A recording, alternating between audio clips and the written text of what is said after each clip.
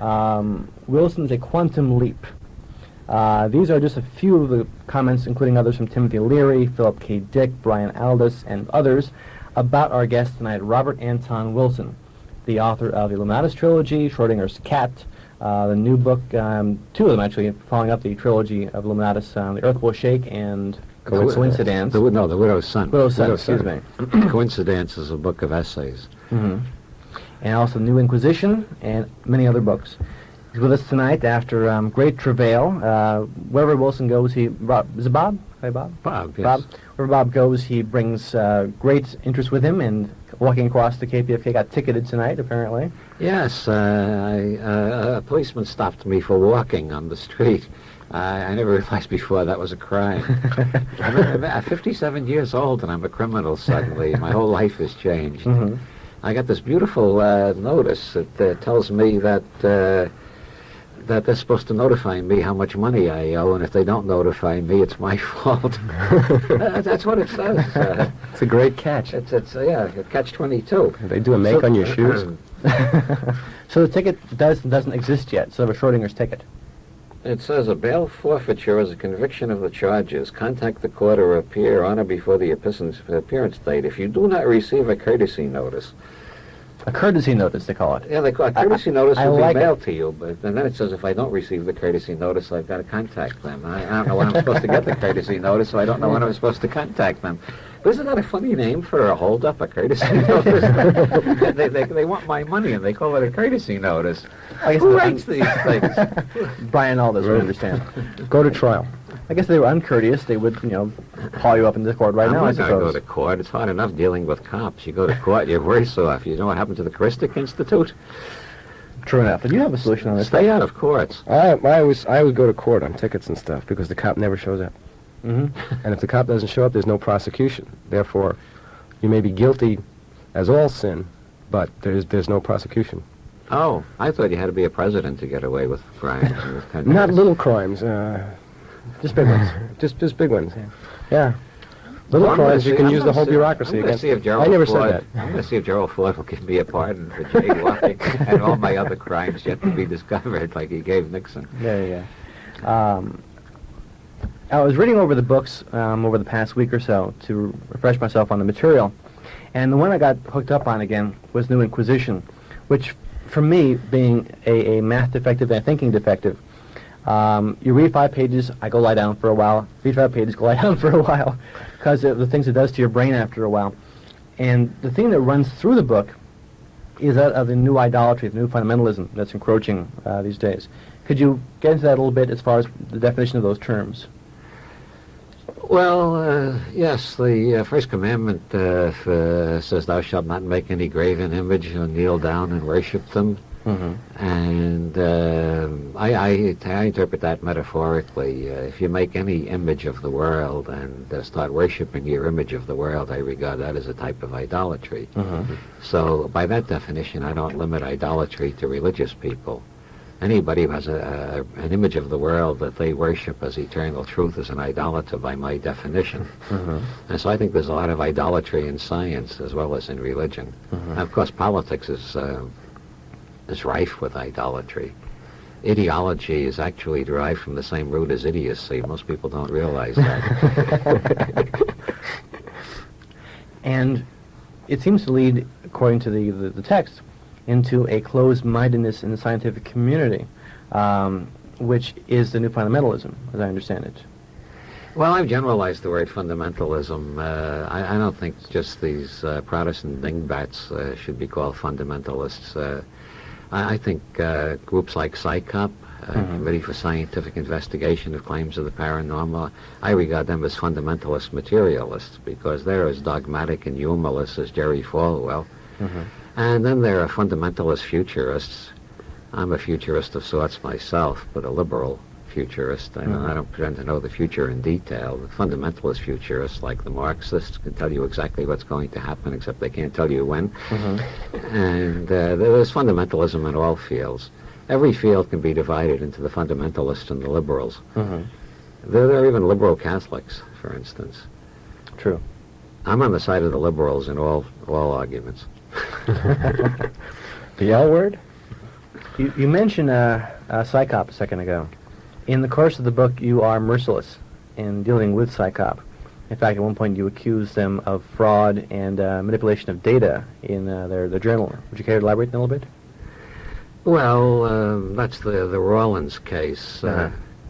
I quoted Rawlins. Rawlins did a study for them. He claims they deliberately altered the study to give the wrong impression. A French mathematician named Gauquelin did a statistical study of how randomly selected Europeans match up with their astrological charts, and he found they match up more closely than chance can account for. So he said, this seems to indicate that somewhere in astrology there seems to be some valid correlations between birth date and subsequent career. And Psychop hired Rawlins to do a similar study. They expected to refute Gauquelin, but Rawlins' data tended to support Gauquelin. So there was a fight that took 2 years between Rawlins and the board before he finally resigned in disgust. And they're still trying to explain that one away. They concealed from their readers all of Gauquelin's letters protesting against what they had done to him. And it was a pretty blatant case of censorship. The concern being that Psychop's journal doesn't really allow for an open debate of issues, but rather just a condemnation of same. Well, that's why Marcello Truzzi left Psychop. He used to be the editor of their journal, The Skeptical Inquirer, and he wanted to include, he has a definition of rationalism that means you hear both sides of every case. Psychop's idea is you only hear their side. And they refused to print both sides of everything. But the major issue was the Velikovsky case. He wanted to do a whole issue presenting arguments for and against Velikovsky, and they only wanted to print arguments against Velikovsky. So Truzzi left, and he started his own journal, the Zetetic Scholar, which does print articles pro and con on every controversial scientific issue. And that's what I think should be done with controversial issues. I think we should get to hear both sides, but that's why I call Psychop idolaters. They don't believe you should hear the other side because they know their side is true, and why should you be confused by hearing lies? That's the same attitude the Jesuits have, the Ku Klux Klan, or any other fundamentalists. Yeah. When I was in college, I got my first degree was in clinical psychology, and I took a survey course called Theories of Psychology, which was designed to cover the whole wide range from Skinner to Rogers and Albert Ellis and everyone in between. And from day one till the last day of the course, we got Skinner, behaviorism. And on the last day of the class, I asked him, why did we just get Skinner from day one on? And he said, well, there are many different theories of psychology, but I want to give you the right one. It's amazing how many people there are like that. You know, there's the famous story about the Arab conqueror who burned the Library of Alexandria. Yeah. He said if the books agreed with the Koran, they were superfluous, and if they disagreed, they were pernicious, so burn them all. And you think that could only happen in the Dark Ages, but you hear it all the time, that attitude these days. I met a disciple of Ayn Rand once who told me that after Atlas Shrugged, he never read another book. I said, what? He said, well, she got everything right, so why should I read anything else that would just get me confused? And this guy's wandering around loose in the 20th century. He comes right out of the 13th century. That certainly describes a reality tunnel we talk about extensively in the book. Although I'm wondering if a tunnel is an appropriate metaphor only because a tunnel has an opening at both ends, and these guys, I think, are more enclosed than that. Well, there are a lot of words that have the same meaning as reality tunnel. In sociology, they talk about emic realities, or the definition of the situation sometimes. Korzybski talked about our system of abstraction. Physicists talk about our model. The term reality tunnel was coined by the ever-controversial Tim Leary. Oh, yes. I like reality tunnel better than any of the other terms because it's poetic and vivid, and people intuitively understand it right away. And it's more general than any of the other terms I could have used. That's something we do put a lot of time in the book, is the description of how much everything we perceive is not what's really there, but what's inside of our head. The experiment with the eye perception, the diagram you draw of that in the first few pages sums it up pretty well. That what we're perceiving may not actually be there, or is our interpretation of it, as you know, the rules bend according to situations. Well, what we're perceiving is a transaction. Yeah. We're not a tabula rasa, as used to be thought back in the 17th century.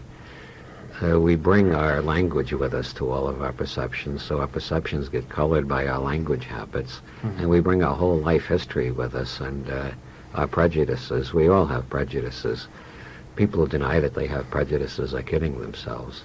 Oliver Wendell Holmes, the great Supreme Court Justice, said, I don't claim to be without prejudice. I claim to sit very hard and try to think against my prejudices when I'm looking at the evidence. But nobody lives without prejudices. But perceptually, neurologically, our brains just work that way, that we're all different. Our brains are as individualized as our fingerprints. An experiment or demonstration I do in my seminars continually is have everybody write a description of the hall they came through to get into the seminar room. And I've been doing this for over 20 years. I've never found two people describe the same hall the same way. Everybody perceives differently. Some of the differences are gender-based. Women see more colors than men in a room. Men see more shapes. Women see more colors. Other things are totally idiosyncratic. The most amazing thing is that almost everybody describing the hall leaves themselves out. And they had to be there to see the hall, presumably. And that's the basic error that quantum physics has had to correct, or tried to correct, the idea that you can leave the observer out of the observation. But even people with a degree in physics leave themselves out when they describe the hall. They forget that they are the instrument that's reporting the reading. Of course, Zen Buddhism tells you that, too. You can't leave the observer out. In the book, you do talk about the need, as you mentioned with Oliver Wendell Holmes, to observe one's own patterns and to work against your prejudices, which is a difficult thing to pull off for a lot of people because they've been so well trained over the years and aren't aware of their own patterns. Yes. I don't claim to be fully aware of all of my own prejudices yet. I've been working on it for 30 years. I took a lot of psychology courses. I got a degree in psychology eventually. And with various techniques, I think I have gradually over the years become aware of most of my prejudices. It also helps to live in a foreign country. That gives you a lot of perspective, too. And to study a non-Indo-European language. I don't know much Chinese, but the little Chinese I do know has helped get me into a different mindset than I'd be in if I only knew English. What is your background? Where do you come from? What planet are you from? How did you start to write? Well, I was born in the late devouring epoch of the Stone Age. Dinosaurs roamed the earth. They were called Hitler and Mussolini. And I was born in the Depression in the 1930s in Brooklyn. And the tribe I was born into were Irish Catholics. And the men were all unemployed because of the Depression, and they believed it was their fault they were unemployed, so they all took to drink and beat up their wives. Which is a typical pattern among the unemployed, but less noticeable today than it used to be nowadays. At least some people have a suspicion if they're unemployed, it's not all their fault. But back in those days, it was believed if you're unemployed, it's your fault, even if there's nobody hiring. You're supposed to manifest a job by magic. And I think I was about 12 years old before I met a Protestant. I was about 14 before I met a Jew. I really grew up in a Stone Age community. The whole tribe were Irish Catholics. I lived in an Irish Catholic reality tunnel. And the nuns scared the hell out of me. They used to hit you with a yardstick, a metal yardstick across the palm of the hand as a punishment. Hurts like hell.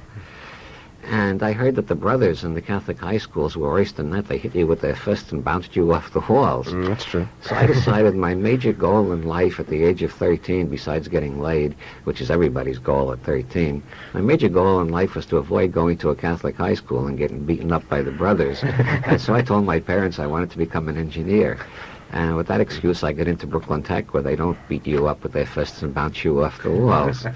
And then I started meeting people who weren't Catholics, and I entered a different reality tunnel. So by the time I was 17, I was a Trotskyist. In the late 40s, it was a romantic thing to be a Trotskyist. I couldn't become a Stalinist, but because by the late 40s, everybody with more than a half-inch of forehead realized Stalin was as bad as Hitler, you know. But Trotsky was romantic. He got thrown out right after the revolution. You could say he wasn't to blame for what went wrong in Russia. And besides, he got murdered by Stalin. So I had a new murdered redeemer to replace the one that I had lost when I gave up Catholicism. But after about a year, I decided Trotskyism was just the Catholic Church all over again, with the Central Committee taking the place of the Pope. But they still had papal infallibility and total obedience and all that. And so I've been wandering in the vast abyss of uncertainty ever since I left the Trotskyist. I decided I didn't want to get locked in any one reality tunnel again, and I've been experimenting ever since with looking at things through different reality tunnels. I try to look at, like George Bush, I try to look at George Bush from a Marxist point of view, from a Freudian point of view, from a Buddhist point of view, from the point of view of general semantics, from a socio-biological point of view. What kind of alpha male is he? Domesticated primates want alpha males to lead them, according to sociobiology. How did they decide George Bush was an alpha male? No. I got a funny line about George Bush, but I don't know if I can get away with it on the radio, so I'll let it pass. Tell us later, though. And we'll use your whole... You know, where I grew up, Bush meant pubic hair, and quail meant vagina. That was the slang where I grew up in Brooklyn in the 30s. And that's what the boys all whispered about when we were out of earshot of the nuns. And now I hear bush and quail all the time. It's like I'm being thrown back into my childhood. And I wonder why everybody isn't blushing. I went to a Catholic high school in Brooklyn, by the way. Did they beat you up with their fists? They were and knock you off Vincentians. the walls? No, they were Vincentians, and missionaries never hit you. They tell you how they survived the crocodiles. Oh. Which is worse. Oh, it's the Christian brothers who have the reputation for bouncing you off the walls. Yeah. I was also The ones who Catholic. make the brandy. I was also in Catholic high school, as a matter of fact, for a while. And I was going to go into, what the heck's the name of it now? The next sacrament up. The next sacrament up. From From Catholic high school? No. There's First Communion, and then there's Confirmation. Confirmation. And I went to the first day of the session, and the nun said, "This is the sacrament of free choice." I raised my hand. Are you sure it's the sacrament of free choice? And I leapt. I never went back. I took care of that. You had another question, I can tell. No, I didn't have any okay. question. I was just making I did go to Catholic school in Brooklyn. It was quite an experience. You mentioned looking at things from a linguistic standpoint every so often. And what I found interesting in the book, The Inquisition, was the sambunal reference, which means some but not all, the term you came up with. That would in effect help to deaden certain ideologies, and Hitler might not have ever risen to power because of sambunal. Well, I wouldn't go that far. I said in the book that semantic reform may not have prevented... I mean, I don't want to be a semantic fundamentalist. No. But there's a lot of what Korzybski called allness statements that underlie most types of ideology and idiocy. Hitler had a lot of generalizations about all Jews. We've all learned to regard that as particularly nefarious, but people still make generalizations about all other groups. I remember once in Berkeley about 10 years ago, a guy sitting in my living room denouncing Christianity in such violent terms, I decided he sounded just like Hitler talking about the Jews. I pointed that out to him. He couldn't understand what I was getting at.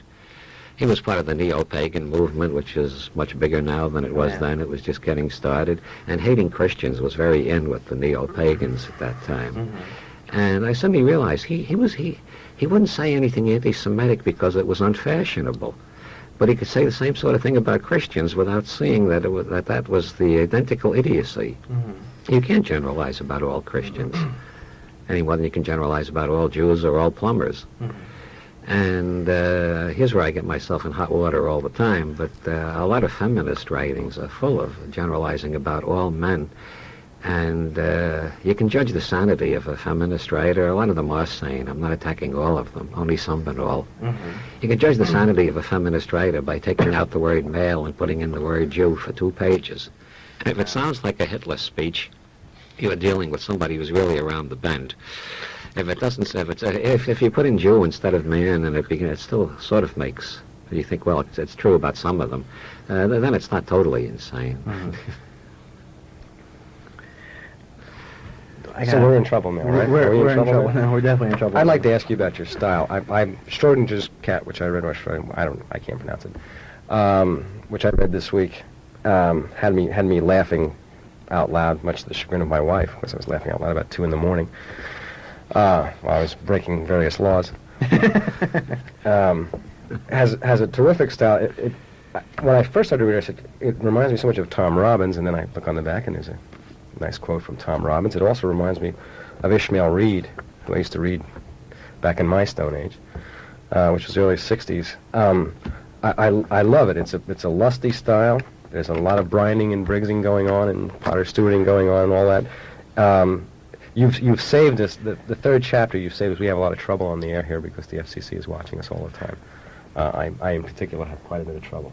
And you've saved me by writing this chapter because I can say things that they, without reading your book, and I'm sure they can't read, although that makes me a fundamentalist.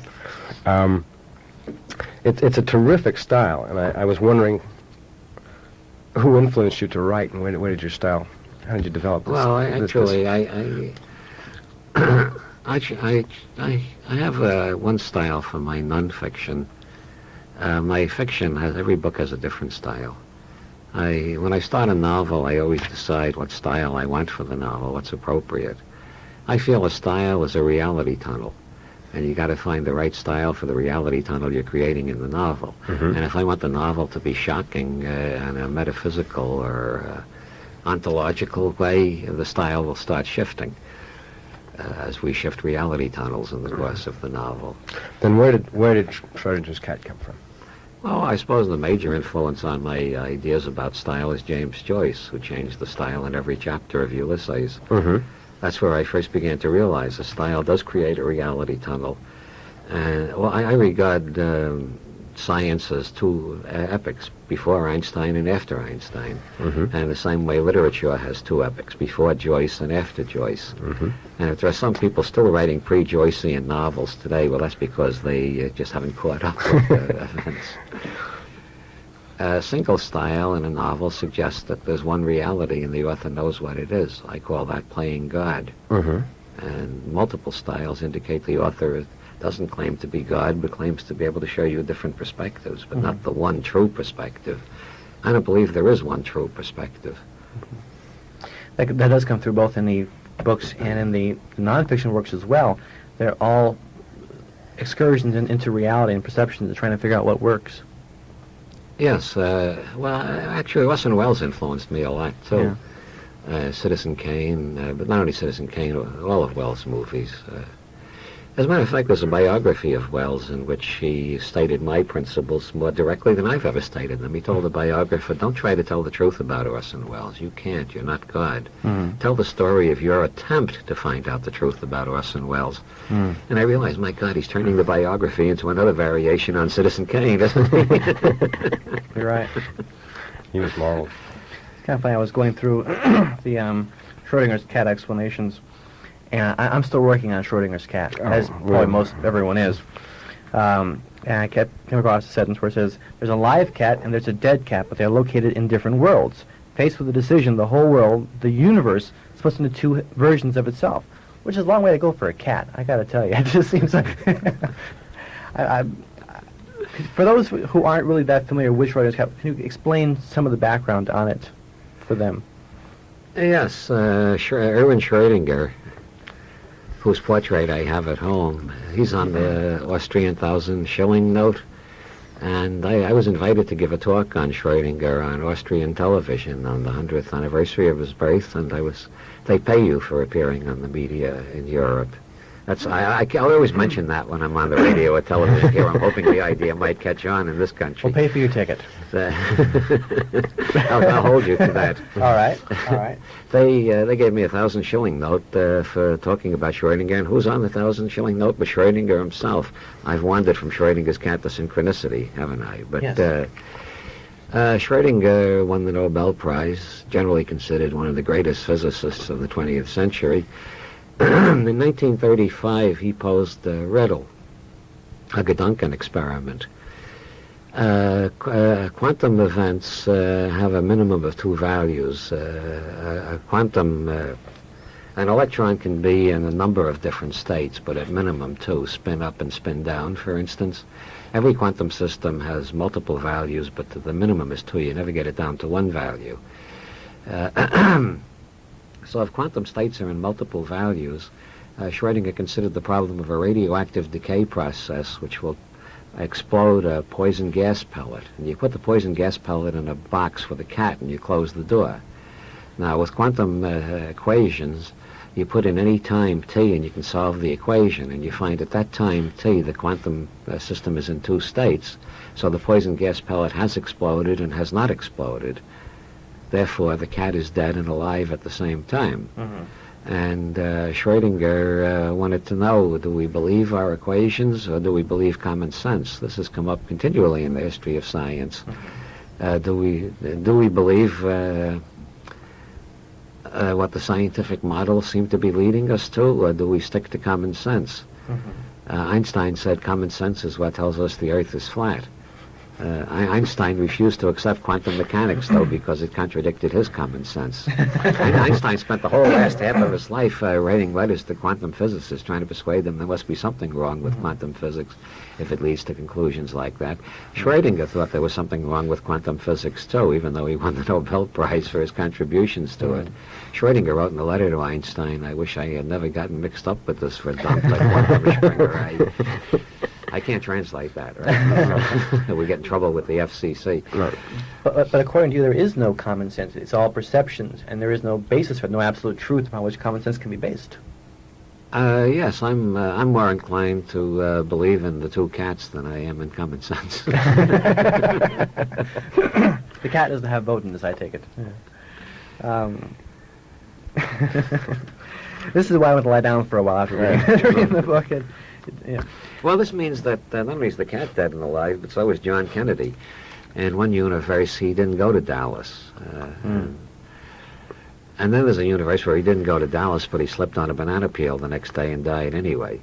Then there's a universe where Marilyn did persuade him to run away from Jackie and elope with her to Mexico, and he got a Mexican divorce and married her. And that's what Marilyn Monroe wanted, you know. And so that universe must exist. So there's a universe where John and Marilyn were living it up in Mexico all through the 60s, and she didn't commit suicide, or whatever happened to her. I'll be back in 10 minutes. This goes back to what you're saying in the book, that you can't say the universe, that universe is a process rather than a specific item. Yeah, well, that's a model that I defend at times. I don't believe in it. If I started believing in it, Okay. I'd suspect myself of idolatry. You keep a close watch on yourself. Occasionally I find myself believing in something, and then I have to sit down and have a long struggle with myself over that. Belief is the death of intelligence. As soon as you believe something, you stop thinking about it. And the more things you believe, the less there is left to think about. Somebody who has a long, complicated set of beliefs, like the Marxists or the Catholics, they don't have to think at all anymore. I prefer not to have beliefs and keep on thinking. I find thinking an enjoyable exercise, almost as good as sex. I know that's a weird remark, but you got to realize I'm in my 50s now, so... No, thinking is fantastic. But at the same time, I noted in the course of the book at a line that perked my ears up, that you're not advocating atheism, particularly in one line where you said that a number of scientific materialists are not scientists at all, but cranky village atheists left over from the horse and buggy days. I being an atheist, perked up with this. What you actually are promoting is agnosticism. Yes, I'm not smart enough to be an atheist. The universe still confuses me. That confuses me too. Traffic lights confuse me at this point. Would you define how you mean agnosticism and how we can apply that a bit?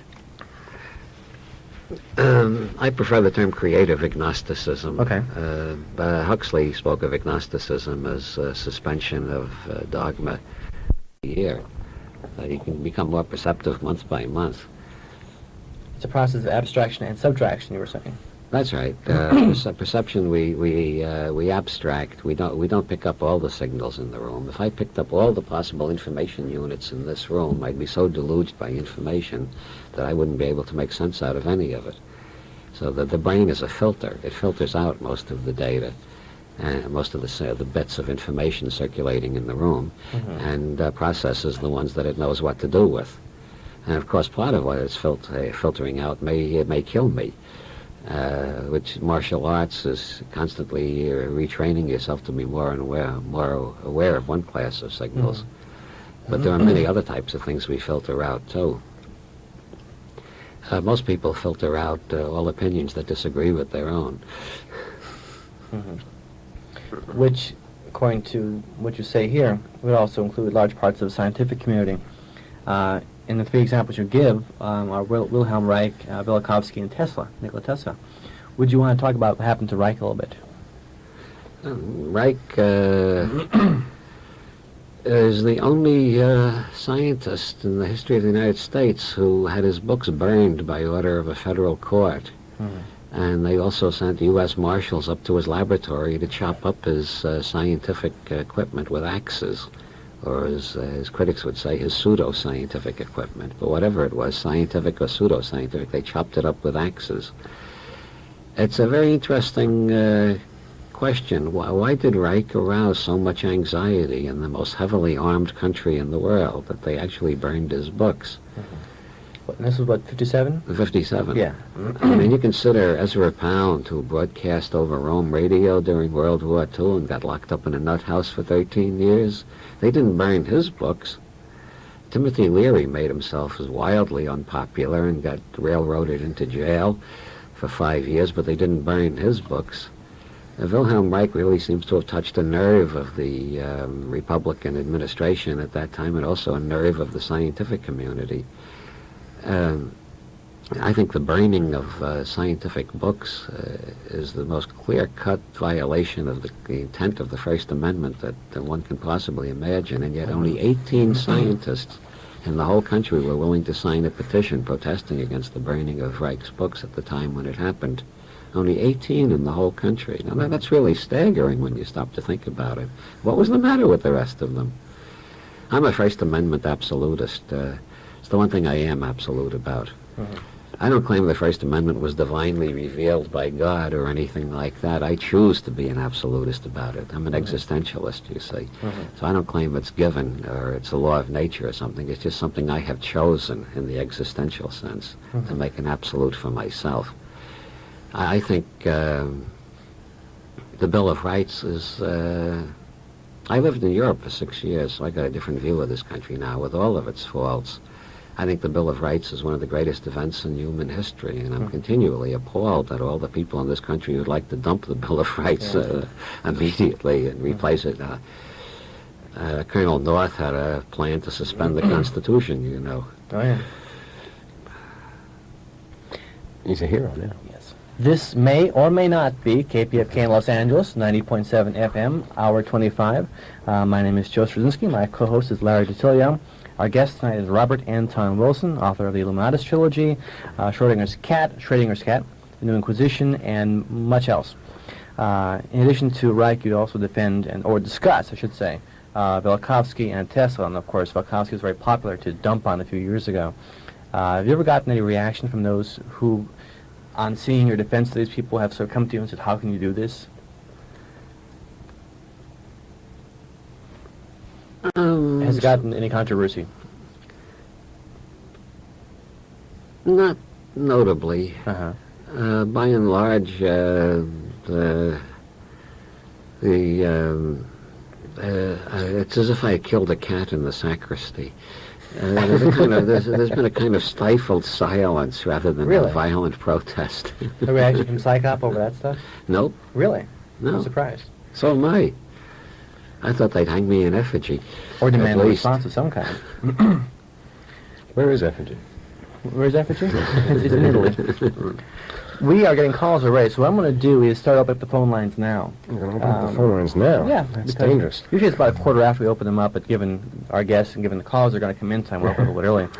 We are at 818-985-5735, 818-985-KPFK. Our guest is Robert Anton Wilson. And let's start off with this person here, and you're on the air. Oh, and I should mention before that Yes. that if you want to see Robert Anton Wilson, he'll be speaking on Monday, February 20th, at the Whole Life Expo at the LA Airport Hilton at 10 a.m. and 3 p.m. And the phone number, if you're interested in seeing Mr. Wilson, how is Dennis, by the way, is 213-393-9405. Go ahead. Good evening, Robert. Good evening, folks. Robert, you may appreciate this. I used to live at 7312 Caverna Drive, John Lautner designed house. Very Forbidden Planet-style architect. Anyway, thought it would tie into your 1723 transposed accumulation of synchronicity. But what I'm calling for is to ask, crying out loud, when is the third trilogy of the Earth Will Shake Widow's Son going to be out? I've got him sitting up on the shelf crying out for the third member. When can we please expect to see this released? Well, it's not a trilogy. I never said it was a trilogy. I planned it as a pentalogy. Well, all the better then. I Anyway, like to read your the- stuff, the- and I thought, for crying out loud, it's about time. Are the publishers holding back, or? Bob? The third volume is supposed to be out in a couple of months. I haven't got the galleys yet. It's about 2 weeks ago that I corrected the copy-edited manuscript. And so the galleys should be along, if they're working on the usual schedule, should be along in a week or two, and the book should be out a couple of months after that. Terrific. Well, I'm glad you're so happy. All right, thank you. Before you go, Sure. let's see. When last I heard, you were living in Scotland. Ireland. Ireland, forgive me. Well, I'm provincial here in California. Anything that far away is, Greek to me. No, Greece is another country. Will you be making more appearances again in the Southland? Oh, yes, I do appearances in Los Angeles fairly frequently. Okay, well, looking forward to trying to hook up again at the Whole Earth Expo, et cetera, et cetera. Good enough. Enough. All right. Nighty. Bye-bye. We're 818-985-5735, and you're on the air. Yes, I was wondering if you know anything about the Rife microscope being brought back and all that knowledge being renovated or redeveloped. Is there a possibility of that? I haven't heard anything about the Reich microscope. There's one area of Reich's work that has gone right on in spite of all the opposition. There are dozens of schools of therapy that use body manipulations that are derived from Reich's work, and that's becoming more popular all the time. My personal guess is that about 1/3 of the therapists west of the Mississippi use some kind of Reichian body work at this point. And that part of the Reich controversy, he has definitely won. The avant-garde of psychology is on his side on that issue anyway. And so all his physical things that he made, all that's lost forever, or? No, the books are back in print. It's all except one. That's an interesting mystery. Is there blueprints of his stuff? Oh yes, you can get books that have blueprints of most of his devices. The magazine in which he published his later work is still unavailable, but you can find it in some large libraries. There's one full book by him, which for some reason remains out of print even after the ban has been lifted. That's very mysterious. The book is called Contact with Space. I got a Xerox copy of it in Amsterdam. Wow. Made me feel like, during the old Inquisition, the way banned knowledge would be passed around among scholars. Now, when you got the book and reading it, did you find a reason why it would have been banned all this time? I still haven't figured out why Reich was banned in the first place. Okay. All right, thank you for Thank calling. you very much. Bye-bye. You're on Hour 25 with Robert Anton Wilson. Go ahead. Yeah, just a comment on Psycop, or Skycop as I call them, and the Ego Clons. They were so badly burned by that, by trying to do their own research, that they formed an official policy that they would do no research. Because when they tried research, it didn't come out the way they wanted. And that's probably why you haven't heard anything from them, even though you mentioned how badly they performed. They just don't even want to hear about it or bring it up again.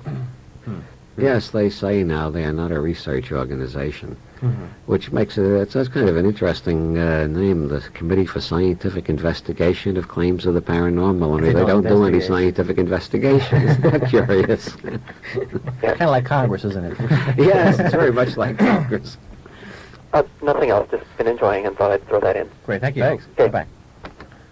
We're at 818-985-5735, and you're on hour 25. Go ahead. Hello, Mr. Wilson. I was just wondering what you would consider to be the best reality tunnel to be and the most beneficial one. The best reality tunnel to be in is the one that keeps you happy, healthy, having fun, and getting smarter all the time. And it should be changed every week so you don't get into a rut. All right. And was it one of the talks that I heard that you said that Carl Jung met James Joyce and they didn't like each other very much because James Joyce, Jung observed was a borderline schizophrenic, and if it wasn't for his art, he would have went under. Was that you I heard say that, or maybe somebody else? Jung did say that at one time. Joyce's theory about why Jung didn't like him was if you translate Joyce into German, it's Freude. That could be it. Okay, thank you for calling. Thank you. Bye-bye. You're on hour 25. Go ahead. Oh, okay. I have a couple of things. I don't know if any listeners are still interested in this, but a couple of weeks ago, you had a caller asking about a quantum effect device. Yes. And you said something about perhaps the nano technology would be of some help. But I have for anybody who wants to get into all the technical detail, I have one reference. Prospects for quantum integrated circuits by a whole slew of scientists. But it's in volume 792, pages 26 through 35, in the Proceedings of the SPIE, International Society for Optical Engineering. All right.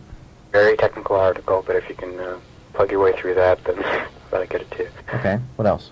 And something more related to philosophy. I've sort of thought of when you were mentioning before the Schrodinger's actual contribution to quantum mechanics based on the fact that he ascertained that you couldn't reduce the number of states to less than 2. I've come up with similar theories on my own as far as why do people tend toward binary systems of knowledge. And in some ways it seems to have a relationship to the way we perceive things. Can you put this in short term and make it into a question? Well, I'd like to hear a comment about that, or All right. Bob? Well, I think there are two questions there. Why do quantum systems reduce to a minimum of 2? There seems to be a basic polarity on that level of the universe, on, off, positive, negative. Of course, you also got neutral particles, which gives you a threesome. Mm-hmm. Many quantum systems don't reduce to 2. They can't be reduced to less than 6. Mm-hmm. But the reason we generally think in dualisms, I suspect, is because we have 2 hands. And I think back in the Stone Age, children invented the game of guess which hand it's in. And I think that was the conditioning that gradually developed into Aristotelian logic. All right. Thank you for calling. We were at 818-985-5735, 818-985-KPFK, and you're in hour 25 with Robert Anton Wilson. Go ahead. Hello, everyone. Hello, Robert. I must say that I really don't know a lot about your works, and a friend of mine introduced me to your writings with a copy of the Illuminati papers several months ago, and I must say I've had a lot of enjoyment reading it, and I really like your views. I consider myself more of a liberal than a fundamentalist, and I was particularly intrigued with what I perceive to be your kind of glib and elliptical remarks about Masonry, and, of course, the Bavarian Illuminati and all those mystical groups. And I'm kind of curious as to what your tunnel is, your thoughts are about that, where they came, and if their masonry is still relevant with the way man has transformed himself, and so on. I've been investigating the history of Masonry for about 20 years now, and the only conclusion I've definitely come to is that the cynical, non-Masonic view that the Masons invented their whole tradition in the 18th century out of whole cloth just doesn't hold up. Masonry pre-existed that. I'm just not sure how old it is. I doubt that it's as old as Masons claim. I doubt that it goes back to the Temple of Solomon. But it goes back to somewhere in the Renaissance and maybe even into the Middle Ages. Mm-hmm. Do you feel that it's a misunderstood movement in these times, or that it will kind of be rediscovered in a cyclical way, or it seems to be out of vogue now? I think Masonry served a historical function in the 18th century. It was the physical container through which the ideas of Jeffersonian democracy were able to manifest. And it could be revived and be an important force in the 20th century, but I doubt that will happen. All right. Thank you very much. Thank you. Goodbye. We are at 818-985-5735, and you're on the air. Yes, the item that I got real excited about and thought I should call in regarding was the question asked about a microscope, and this wasn't one of Wilhelm Reich's pieces of equipment that was being asked about. What was being asked about was the microscope made by Royal Raymond Reif, who had done the high microscopy, around 50,000x, in light rather than the scanning type microscope. And that's the microscope that was being asked about. It was used in the 1930s for some early cancer work, so you might want to comment on that. And my own question, I'd like to hear him comment on the connection between the word adult and the word adultery, which I've always tossed to my Catholic-educated children as an item to ponder. The relation between adult and adultery is just a coincidence. Adultery comes from a Latin root meaning to mix. And I just can't think of a funny line to conclude that.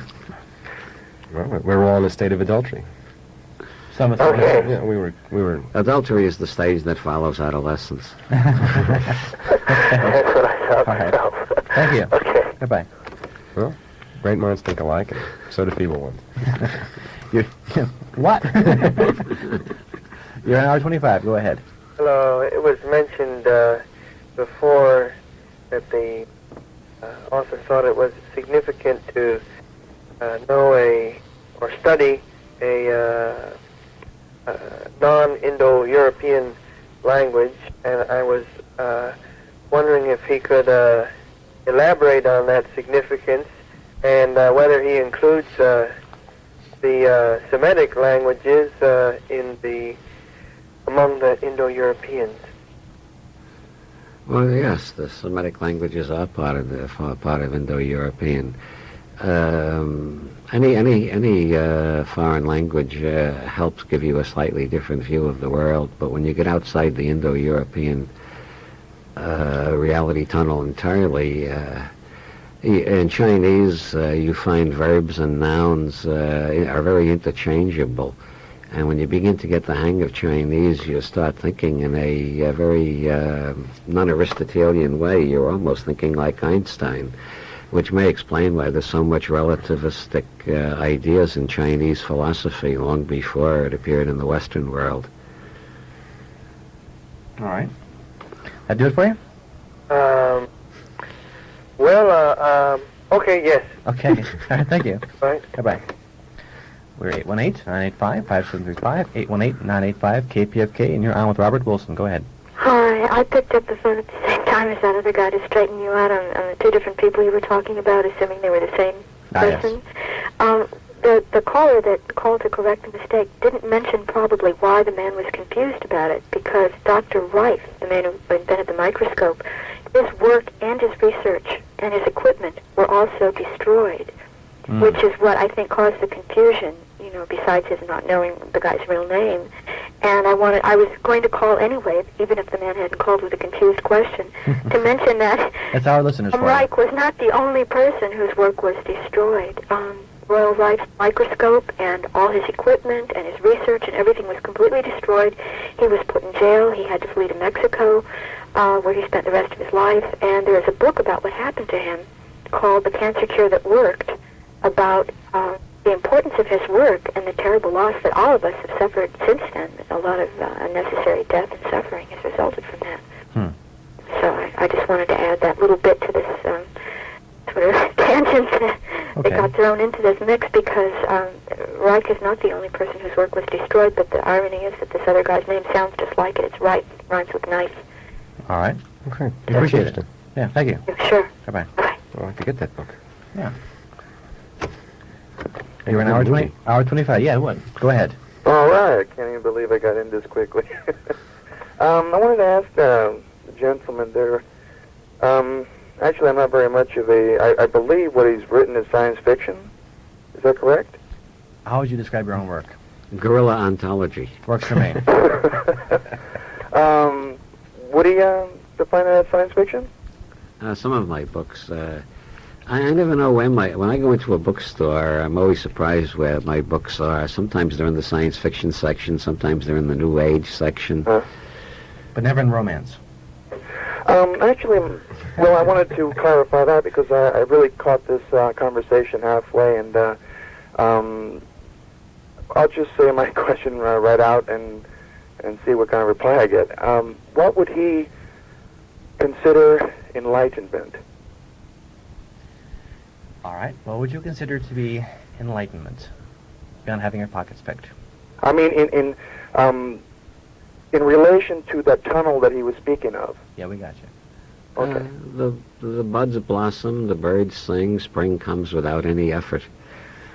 One hand claps. Or that you find yourself doing things that are natural only with you, and it has nothing to do with any other person. And so you kind of see everything around you without having to see it. All right. If you can get my meaning. This is some thoughts that come to mind, and I've really had no one that could help me try and explain these things to myself that I've been, I guess what you say, self-realizations. And so I don't know whether to be either frightened or surprised. See, I'm a courier in my trade, and I find that I have an enormous amount of time behind the wheel, just driving 150 miles a day, and I'm always thinking, and these things that come to mind. And Well, what I would recommend, perhaps, That's good. in that thinking is always a good thing, Yes. particularly among our audience. So I'd recommend, perhaps you should pick up some of Robert Anton Wilson's books, particularly the New Inquisition is a good place to start, and see if that is of any assistance to you on your probes and your examinations of yourself. And moving on from there, we'll take your call on Or hour if you don't have 25. too much money, go to the library. That's right. Hello? Go ahead. Hi. Oh, I'm on. Yes, you are. Okay, well, sorry. I got starting to talk about an instant phone answer. Question I had to ask is, there seems to be, I perceive this, and I'd like to see if any of you folks do perceive this too, is sometimes when people have these alternative sort of theories, or people come out with, make discoveries that are unusual, or that are not accepted by the general dominant reality tunnel that is around, there always seems to be a tinge that's kind of disturbed me of they're out to get me, and a tinge of conspiracy or paranoia that seems to surround it, and I don't know if that's something that I'm projecting onto it, or that, or is that really there? Sometimes it is, sometimes it isn't. Reich certainly had a heavy dose of that. But then again, when you consider Reich's career, he was thrown out of the Psychoanalytical Society for being too Marxist, thrown out of the Communist Party for being too Freudian, had to flee Nazi Germany because he was Jewish, got thrown out of the Socialist Party for being too anarchistic, got chased out of Sweden for doing the kind of research that Masters and Johnson did 20 years later and became famous for. When he arrived in the United States, somebody spread the rumor he was a Nazi spy and got him arrested by the FBI, who released him after a couple of weeks. And then he was harassed continually by the FDA until they busted him and put him in jail. And at that point, I think almost anybody would be talking about being the victim of a conspiracy. I'm not saying it's unjustified. I mean, a Jewish Nazi spy? Man couldn't win, could he? Yeah. Okay, well, thanks for the answer. Okay, thanks a lot. Goodbye. There was a great quote in Schrodinger's Cat that she used that it said, "Just because you're not paranoid doesn't mean they're not out to get you." Right. I love that. You're an hour 25. Go ahead. Hi, I know this isn't an advice show, but I could use a little advice from recently I got a letter asking saying that I was nominated for this great honor. And a couple days later, I got a letter, a follow-up letter on that, and it turns out it was from a secret society. Now, the secret society is in the lines of Skull and Bones, which George Bush is supposed to be a member of. Now, I'm curious about what they're all about, but I'm afraid at the same time. I guess I am a little paranoid. What is the name of this group? Well, I don't know if I should say that, but the initials are QNC. QNC. Does that ring a bell with you, Robert? I never heard of Well, no one here knows what your name is. Why don't you go ahead and tell us the name of the group? Okay, it's called Quill and Coffin. Quill and what? Coffin. Quill and Coffin. Quill and Coffin. Quill and Wants to be a Coffin. quack. I don't know if there are any publications on these college. I'm not going to tell you the name of the college because I really don't want to give too much information. But if there are any publications or anything if there's anything I can read that will maybe give me some kind of information on this college secret society. Well, do you know anything about this? Or where would a person who hears about this kind of a group go for information on it? A very large public library. Look in the card index under secret societies. There are several good books on secret societies. Some of them are quite exhaustive. Mm-hmm. I've been astonished in researching in that area how many secret societies there are in the world. Mm-hmm. And do bear in mind that I think you're a college student. It is not uncommon for utterly bogus invitations to go out like this. It's happened before other college students where someone might be pulling your leg on this. Just as a thought. Okay. Okay, thanks a lot. Bye-bye. And they might not be. And they might not be. Or the cat is alive. Or the cat Or belongs. the Quill and Coffin. Or the cat's now going to we'll college. probably be killed because we know about the Quill and Coffin. No. So now It you does put us sound in like line. a put-on. I think Quill it and does. Coffin sounds like a parody of Skull and Bones. Mhm. Yeah. It could very well be. I wouldn't doubt it. It's college. You're on the air. Then again, the group mind knows all, sees all, and College is a parody. Yes. You're on the air. Go ahead.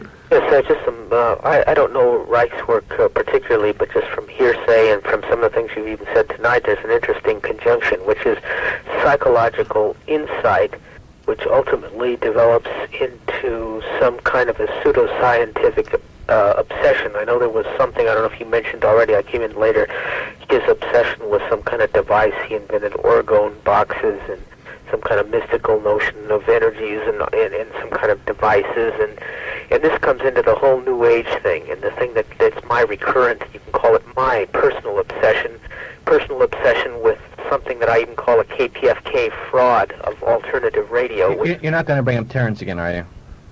No, I'm not going to bring up anything specific. Oh, gee, you've already identified me as a recurrent phenomenon of critique of the New Age phenomenon on KPFK. But, I mean, there is an underlying worthy topic to be discussed ad infinitum, which is, yes, there is a critique of the mechanistic big corporate society. However, is it proper to place the emphasis in that critique on being anti-rational and anti-scientific, which I think the New Age movement is? That's a very good point, that there is a very anti-scientific bias now in a lot of the New Age stuff. Oh, there certainly is. The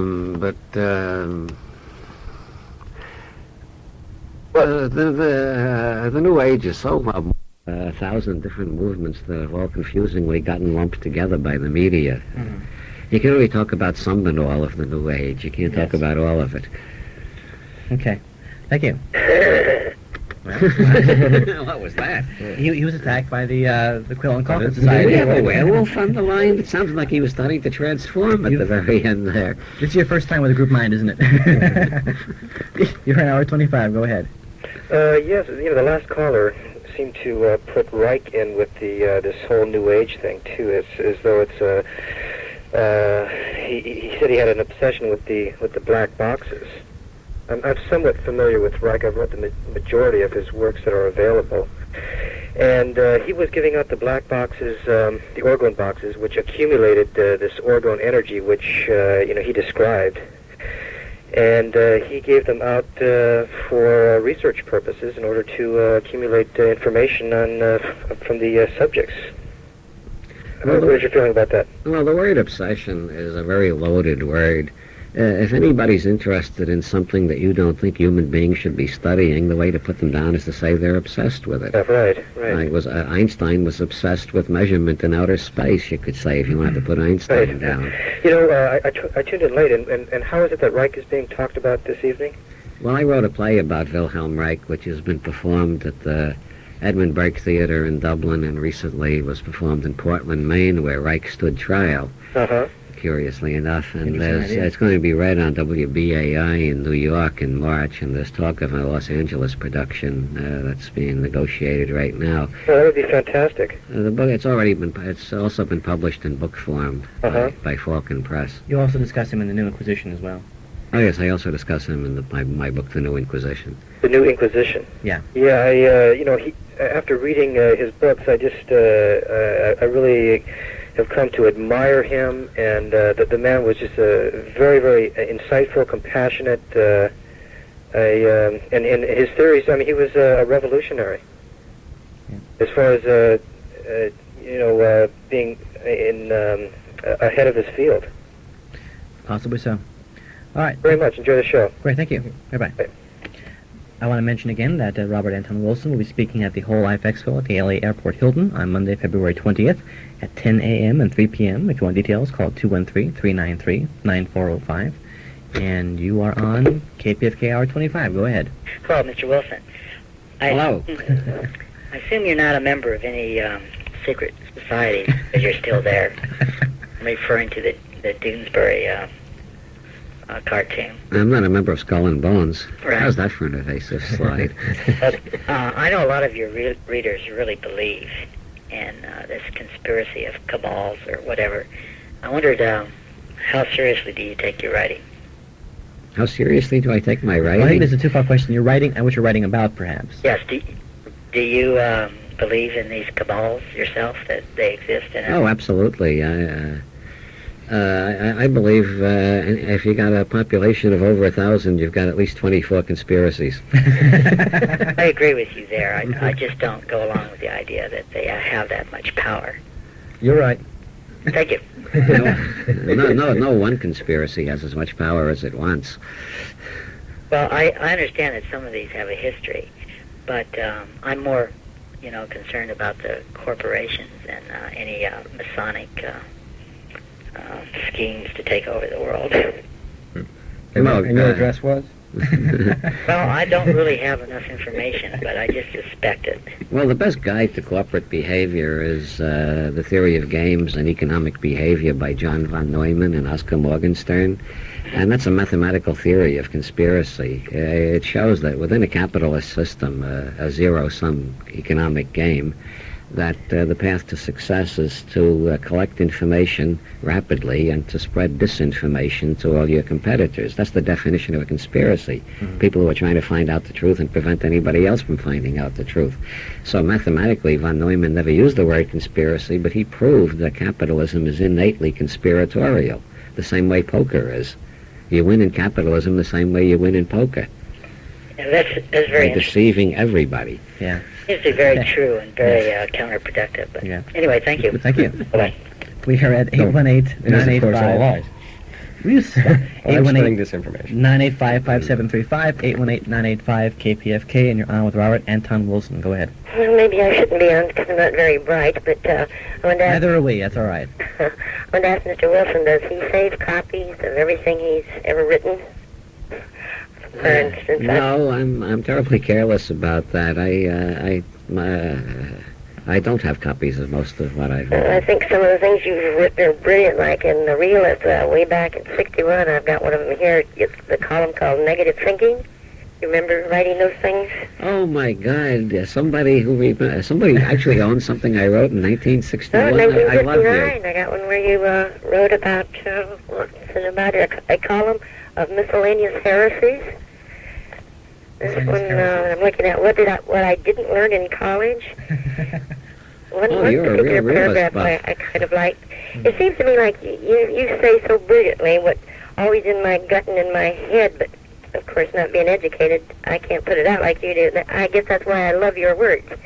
But one little paragraph here, you said, from a hip point of view, which demands a complete absence of miracle, mystery, and authority, and the absolute freedom of their opposite forces, which are William Reich's trinity of love, work, and knowledge.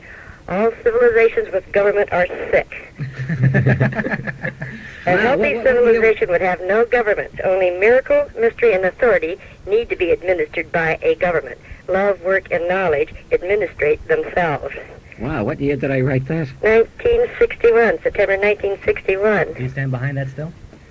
I think so, yeah. I know. I used to quote Dostoevsky a lot about miracle, mystery, and authority. Nowadays, I call it terrorism and gobbledygook. Make it a little simpler. Okay. All right, thank you for calling. Yeah, thank you. Bye-bye.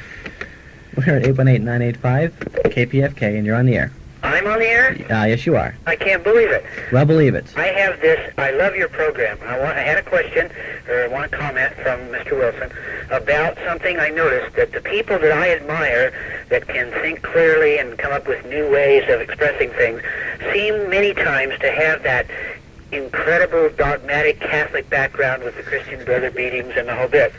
And I wonder if it could ever follow that it's proper to train a child in a ridiculous, dogmatic, molding kind of way, which arms the mind to burst out or spring out of that condition and become a good thinker. Does that make any sense? In other words, it's like, given this evening, yes. You know what I mean? Yeah. Take a human mind that wants to learn, and you present it and place it in this incredible tension of ridiculousness, and when it bursts and blossoms, then you have a thinker. I'm thinking of people like Joseph Campbell, Terence McKenna, Rupert Sheldrake, people that I think they went through that. I think they're people who were Catholic people, children. Yeah, but then again, there was the Marquis de Sade and Adolf Hitler. They had Catholic educations, too. He did that, too? Yeah. I guess the question becomes, in a sense, does being in a stronger cage growing up make you more aware of the cage? Yeah, I'm thinking that there could be something profitable in taking children and putting them in this sort of molding process for a short time, presenting them with the ridiculous, so to speak, and pressure and all that, and then saying, hey, this makes a profit, this makes a good thinking person. Yes, but that's what mystics call a dark truth. Huh? That's what mystics call a dark truth. I see. It's true, but it's nefarious. It's dangerous. It's dangerous to talk about such things. Oh, God. All right. It's like, a certain amount of suffering probably makes an artist deeper and richer. But as Ezra Pound said, that doesn't mean you should kick every poet in the teeth as soon as you meet them. Timothy Leary said he learned more in prison than in all of his years as a clinical psychologist, but that doesn't mean we should throw all of our best philosophers in prison just so they can be enriched by the experience. Okay. And pain gives us great learning after a while. We don't want to nail your child to the fuzzy-minded conclusion. How about that? All right. Good. Thank you so much. Wonderful program. Thank you. Bye. We might, however, develop an animated series starring the Pope. Put it on Saturday morning. Man's got a good idea there. Good thinkers out of that. The Poples. The Poples. You're an hour 25. Go ahead. Yes, I noticed you mentioned Tesla. Hello. Hello. Yes, I noticed you mentioned Tesla, but he hasn't been mentioned again. Tell me, if Tesla had been successful in promoting direct current for, household wiring, would we today not need those little power bricks for everything? Well, actually, Tesla was promoting alternating current. It was Tom Edison who was promoting direct current. Tesla later on in his career believed he had a system that would make power dirt cheap. Everybody would have virtually limitless power. Broadcast power, I believe. Yeah, virtually no cost. And considering that he got over 100 patents in his lifetime, and that his alternating current did work, and most of the world is running on alternating current. Tesla was not a crank. I mean, Tesla was a very competent inventor. So there are two possible theories about why his later work was suppressed. One theory is that as he got older, his work was less sound, and it didn't really work out. The other theory is there was a commercial conspiracy to suppress this because the monopolies want to keep power expensive so they can go on soaking us. And trying to find out which theory is true involves a great deal of research and independent thinking. Mm-hmm. All right, thank you. Thank you. Bye-bye. Well, I go down here. I've been waiting here for a while, so you're an hour 25. Go ahead. Oh, Jenny Cricket, the caller before last, if his logic would go through, then yeah, my parents loved me. They must have. They beat me, you know. I mean, it's like Alice Miller's poisonous pedagogy. If you're familiar with the author Alice Miller at all, who was saying Freud's original seduction theory was right. All right. Okay. Okay. Well, anywho. Is there a point in here beyond that? No, I just wanted to give that young man a good whipping because he deserves it, because I don't think he was right. Okay. We'll do that. Thank you. Thank you. Thank you. We know where he lives, by the way, and we'll go to his house. They're starting to fight among themselves. This is like a quantum reality over here. Look at this, is wild. You're an hour 25. Go ahead. Hi, Bob. I have a question about Schrodinger's cat.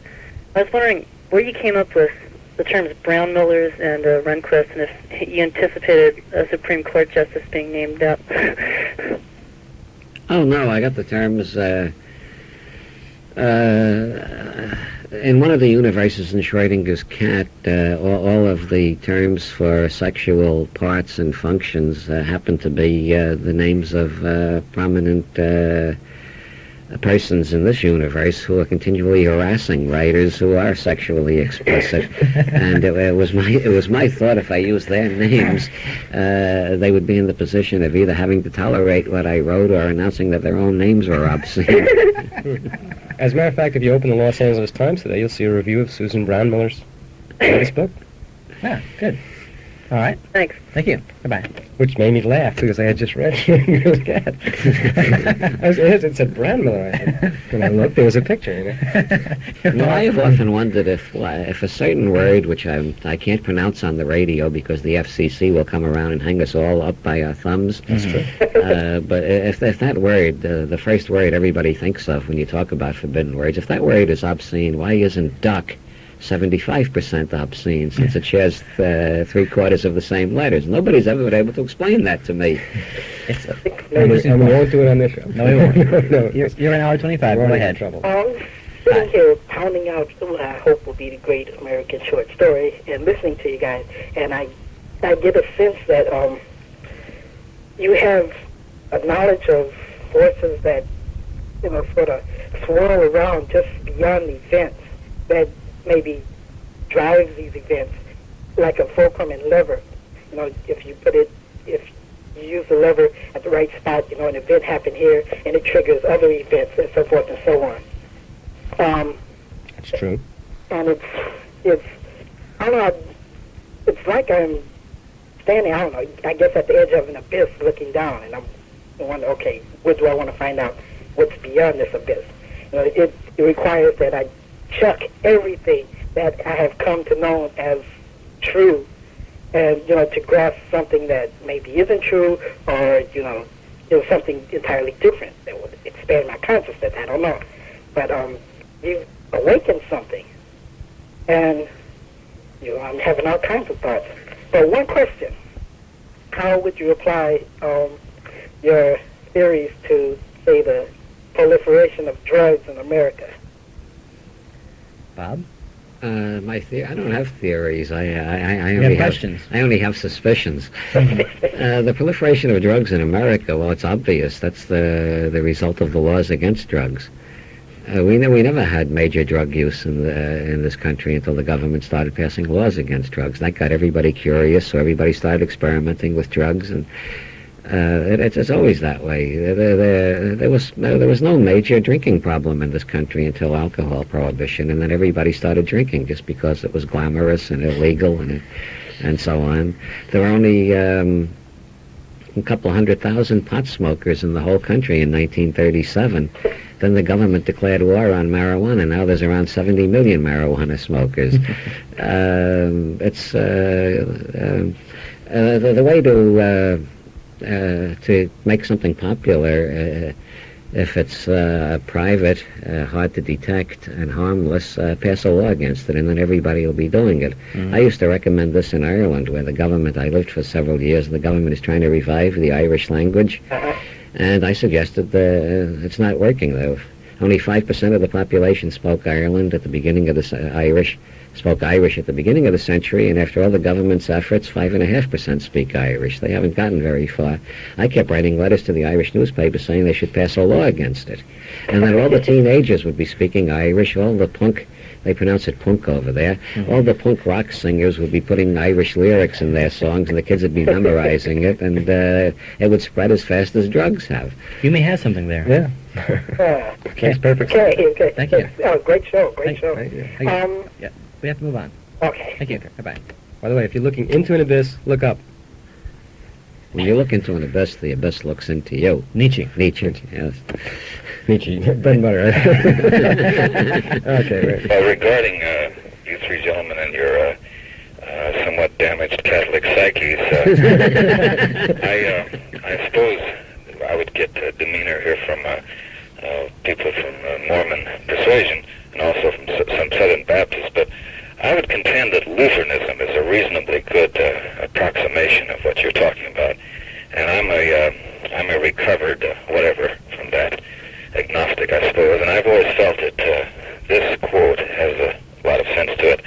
Religion is regarded by the common people as true, by the wise as false, and by the rulers as useful. That's Seneca, the Roman philosopher. To which I will append briefly this. How will you know if any being, entity, indescribable power is really a god? You will know by this, that nothing which is a god requires worshippers. That's that. All right. Any comments, any quips, anything will be accepted. Okay? Well, we've heard truth. Yes. That covers it. Thank you. Bye-bye. Bye-bye. It's our damaged Catholic psyches are all vibrating at this That's moment. right. All that time we spent worshiping. Actually, that was the secret code signal from our cell group, and now we are now activated. From Quill and Quill and Coffin. Coffin, yes. Which no one's heard about there, apparently. You're an hour 25. Go ahead. Oh, great. Hi. Mr. Wilson. I was wondering about what happened to Bernstein's Fish Grotto in the new edition of Schrodinger's Cat. Hello? Oh, I omitted that because the restaurant doesn't exist anymore. Oh, okay. I gave them a free plug in the original edition because I thought they were one of the best restaurants in San Francisco. And right after it was published, they went out of business. So a lot of people apparently didn't agree with me. And the other thing is, at one point I was living in San Francisco and sitting at a copy shop where I was working, making copies. And I, too, have a Catholic upbringing. And a nun walks in the door, Sister Mary Sargent Rock, and hands me a demerit slip. And I dropped your copy of the book of Schrodinger's Cat. This is the second one, the Trick Top Hat. And she looks up at me and says, "I'd like 5,000 of those, please." And I just wondered how long that was going to last her, 5,000 demerit slips. About a week, I would say. But that's from my damaged Catholic psyche to yours. All right. Thank you. We're having damaged Catholic psyche night We here. should do a show on damaged Catholic psyche sometime soon. Please. Just out of my own curiosity, in trying to originally sell the Illuminatus trilogy and Schrodinger's Cat, was there any difficulty or resistance from the publishers to put this out originally? Oh, there was fantastic difficulty with Illuminatus. It took 5 years to get that into print. Mm-hmm. Any specifics? Why did they say they couldn't publish it? Well, it was the editors in New York publishing houses change rather rapidly. Mm-hmm. It was a weird story. Honest to God, every editor we dealt with, I wrote Illuminatus in collaboration with Bob Shea. That's why I'm saying we. It's not the royal we. Every editor we dealt with was enthusiastic about the book and said, we'll get it out in a couple of months. And then they'd leave, and a new editor would come in, and we'd have to deal with the new editor. And there was always somebody at the top of Dell who said, it ain't commercial. And the editors would have to fight with them and argue with them. And just when they were winning the argument, they'd leave, and another editor would come in. And so it took 5 years. It took 5 years and about 10 editors recommending the book before Dell finally agreed to publish it. Mm-hmm. Are you surprised it's gone on to gain the popularity that it has? No, I always thought it was a classic. An honest man, all right. You're an hour 25. Go ahead. Yeah, you mentioned a quote by Nietzsche a moment ago, and since you like semantics and getting into some etymology, what would you make of or speculation about the name itself, Nietzsche, in the Germanic languages? I mean, Nietzsche, the Nietzsche part of it, the very beginning of it, is in present-day Dutch, and in Northern German is nothing. The word nothing. Well, I'm seeing blank expressions around the table, so you got us in that one, I guess. What that completely baffles me. The group mind is very wide and broad in its views. You're an hour 25. Go ahead. Hello. I would like to make an argument with Mr. Wilson about something he said about birth dates and career choice. Is that what he said?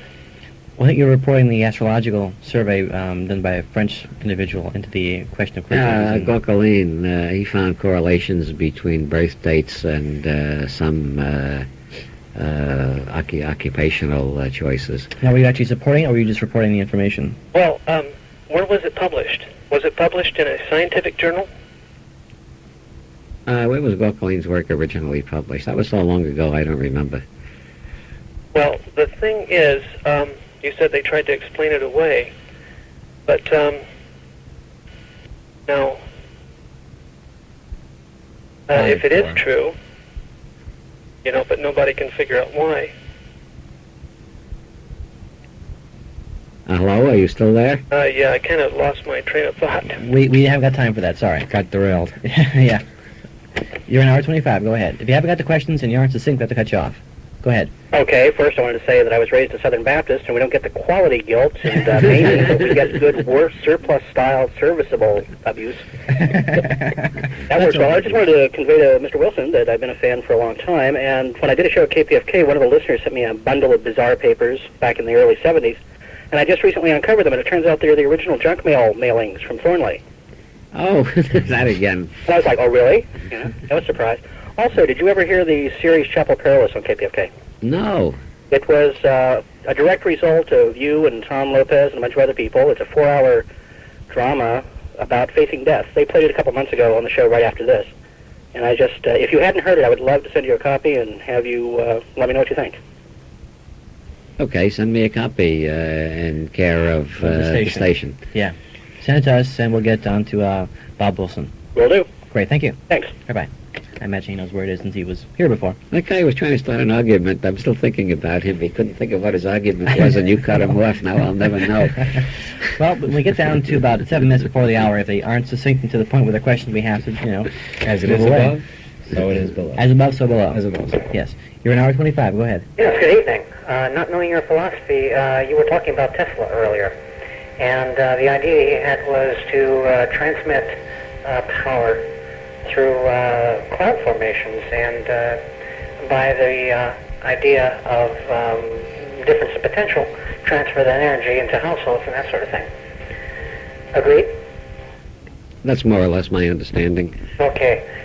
With that regard, wouldn't it seem logical that if that information was available, that you could just give it to the group mind and let them work on it?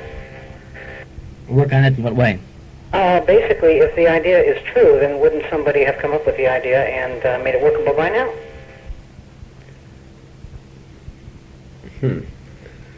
I believe there are people who claim they have made small Tesla systems. They had a conference in Boulder, Colorado, about a year and a half ago. And regarding that, if these systems are available, then there's no way you can, for example, meter a sunbeam, and that's why solar power isn't very popular. Yeah. And a few things like that. I mean, you have to measure the amount of energy that's going to be going from one household to the next. Right. Okay. Regarding that, there are a number of systems that be put into operations. I mean, for example, the idea of breaking down the molecular structure of water, for example. I mean, I'm sure that's been talked about before. Somewhere, yeah. Is there a question in all this? Well, basically, I don't. As I said, I just tuned into the last few minutes of the program, and you were talking about Tesla, and you were also talking about the idea that, well, the only reason we're getting shafted every time is because of the fact that people have been able to figure out how to get energy for themselves. I see. All right. Thank you for calling. That's true. In the Illuminati trilogy in particular, you deal with a wide range of issues, and I'm wondering about the audience members who read your books and perhaps are caught up perhaps in this whole thing. Do you get any sort of odd encounters with readers because of your books and because your work in the area of conspiracies and all the rest of it? Well, I get a certain amount of nut mail, but I wasn't going to call it that. But so does every writer. Yeah. The most violent reaction I've had so far is being hit by a pie in Seattle. Really? Yes. What prompted that? This man said I was a materialist. I thought that was kind of funny. And that led to a pie in the face. Yeah. But without hitting me with pies, there's an awful lot of occultists who denounce me as a materialist. That's almost as common as psychop types denouncing me as a mystic. I find it very amusing. You get denounced a lot. Is there a trend here somewhere? Well, everybody gets denounced who gets published. That's writing has three stages: writing, getting it published, and being denounced for it.